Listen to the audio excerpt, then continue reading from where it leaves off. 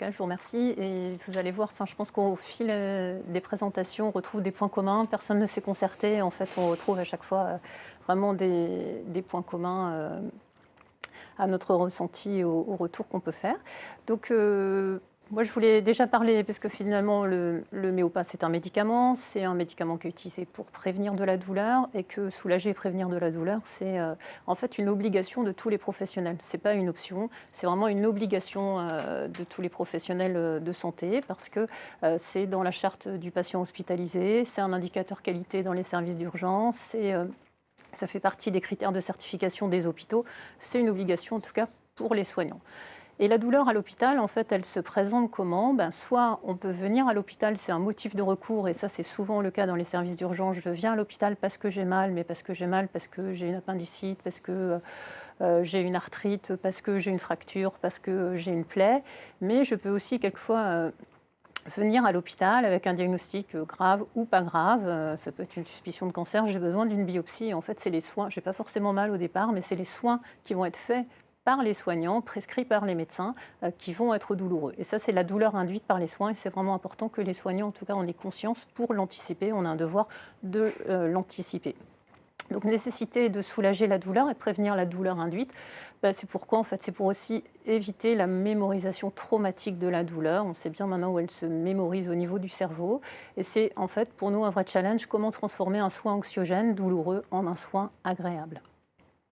Et le protoxyde d'azote est le médicament, en tout cas de recours, un des médicaments de recours nécessaires pour prévenir la douleur induite. C'est un médicament plutôt de douleur aiguë et de douleur induite. On ne va pas l'utiliser comme ça pour soulager une douleur tout venant. On va utiliser d'autres molécules. La médecine actuelle, en fait, on voit aussi une évolution, des pratiques et de la médecine qui avance beaucoup, grâce aux sciences et en fait, de plus en plus, les pratiques sont en ambulatoire, les hospitalisations sont courtes et en fait, on a beaucoup de nouvelles thérapeutiques, des thérapies, géniques ou de l'immunothérapie avec beaucoup d'injections et notamment en pédiatrie avec des enfants qui vont avoir beaucoup de gestes invasifs répétés et en fait, bah, ça nécessite de prévenir cette douleur donc le Méopa fait partie, en fait, des médicaments de notre arsenal thérapeutique pour prévenir ces douleurs. On va l'utiliser comment? On va l'utiliser seul ou en association avec d'autres médicaments. On va faire ce qu'on appelle de la co-analgésie. En fait, on va l'utiliser avec du paracétamol, avec de la morphine ou avec des anti-inflammatoires ou avec de l'anesthésie locale. Mais aussi, et ça je pense qu'il faut toujours le garder, en 2025, on ne soulage pas qu'avec des médicaments. Il est important de l'associer à des techniques de soins non médicamenteuses. La distraction a toute sa place. Il faut vraiment aller efficace. Il faut vraiment former les équipes à la distraction, à la communication thérapeutique, à l'hypnose et l'utilisation d'autres techniques non médicamenteuses. C'est le froid, c'est le chaud, c'est immobiliser une fracture dans un service d'urgence par exemple. Alors, mais ou pas, comment on l'utilise aux urgences? En fait, il y a beaucoup de gestes techniques dans un service d'urgence. C'est beaucoup de prise de sang, c'est beaucoup de poses de perfusion, ce sont des ponctions lombaires, ce sont des sutures, ce sont des fractures à réduire avant immobilisation par plâtre et ce sont réalisations de pansements de brûlure. Et le Méopa est indispensable en fait dans nos services d'urgence car en fait on a des soins qui sont non programmés et non programmables et pour lesquels on nous demande un soulagement rapide. Il a souvent été utilisé, en préhospitalier, surtout pour la partie, traumatologique. En fait, les pompiers peuvent utiliser, le Méopa quand il y a une infirmière, en fait, qui les accompagne. Les équipes de SMUR peuvent utiliser le Méopa. Donc il y a déjà des patients qui l'ont eu, donc qui sortent de l'hôpital, on en a parlé ce matin, en préhospitalier, dans les HAD.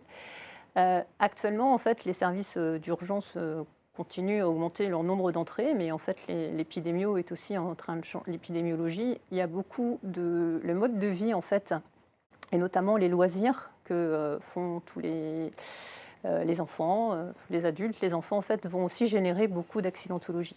Il n'est pas rare, en fait, que les enfants fassent 3 à 4 activités, par semaine. Et on a de l'accidentologie scolaire et on a de l'accidentologie extrascolaire. On a, même par exemple, le week-end, beaucoup d'accidents de trampoline, beaucoup de chutes, de poney. En fait, tout ça, ça génère, des plaies, des fractures et autres. Et finalement, c'est beaucoup dans ces indications en accidentologie qu'on va utiliser ou en côté, médico-chirurgical qu'on va utiliser, le Méopa.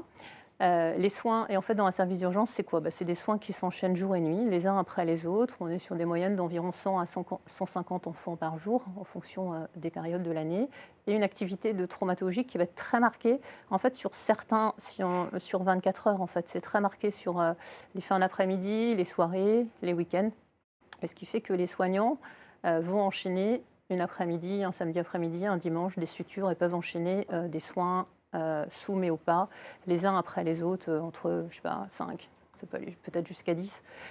Et il y a des réductions de fractures aussi, il y a certaines réductions qui sont faites dans les services d'urgence et puis d'autres gestes. Et tout ça dans les mêmes pièces et avec les mêmes soignants parce qu'on n'a pas forcément la possibilité de faire une rotation des soignants. Et que les réalités, en fait, c'est vrai que quand on lit les recommandations d'utilisation du Méopa, ben, c'est dans des pièces aérées, et cetera. Mais en fait, nos salles de consultation, elles sont peu ventilées, elles sont souvent borgnes ou avec des fenêtres avec des dispositifs anti-chute, anti-suicide, en fait, hein, et ce qui fait que ça empêche une bonne ventilation. Alors le Méopa, ça soulage des douleurs, alors faibles à modérées, mais des douleurs modérées à intenses, je dirais, quand il peut être en association avec d'autres antalgiques plus puissants. En tout cas, ça ne doit pas remplacer une prise en charge au bloc opératoire lorsqu'elle est nécessaire. Parce que quelquefois, on se rend compte que l'accès au bloc opératoire, il est difficile en médecine d'urgence, parce que pour différents paramètres, mais c'est une réalité. Et on ne doit pas, en fait, rétrograder en tout cas le niveau de soins dans les services d'urgence, parce qu'on ne peut pas accéder à des blocs opératoires. Donc les blocs opératoires doivent rester accessibles pour des soins douloureux ou compliqués. On a beaucoup parlé des soins en odontologie.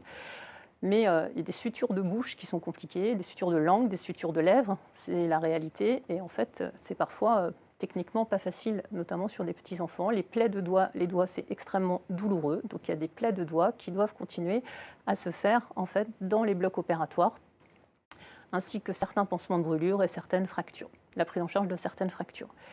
Et parce qu'on sait qu'en fait, un soin trop douloureux, on l'a dit dans les présentations précédentes, ça va générer de l'agitation. Ça va nécessiter, enfin, ça entraîne une prise en charge qui va être plus longue, une exposition du coup plus importante des soignants. Donc il faut vraiment le laisser, le Méopa, au niveau d'antalgie dont il relève. Et il est important de préserver toujours le travail systématique en binôme des soignants, parce que pour faire un soin le plus court, le plus juste possible, il faut aussi favoriser l'accompagnement, la communication thérapeutique, la distraction et le bon soin, ben, il se fait à deux en binôme.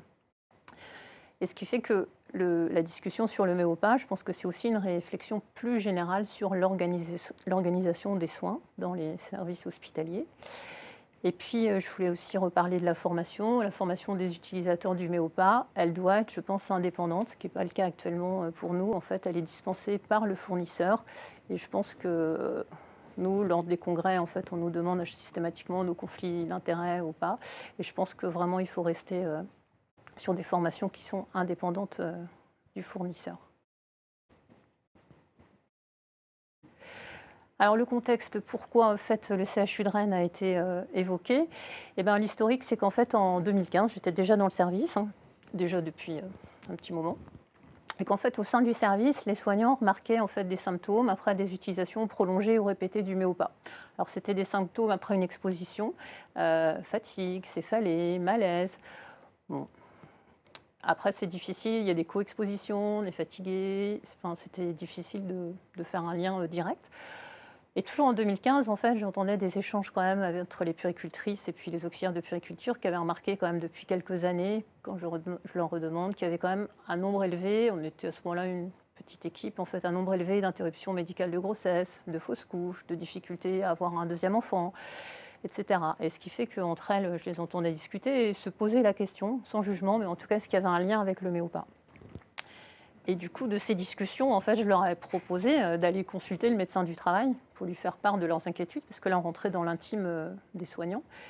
Et donc, elles sont quelques-unes à être allées voir le médecin du travail. Elles ont une bonne écoute de ce médecin du travail qui a à ce moment-là sollicité la CARSA de Bretagne pour faire des dosages de protoxyde d'azote dans le service et objectiver nos impressions.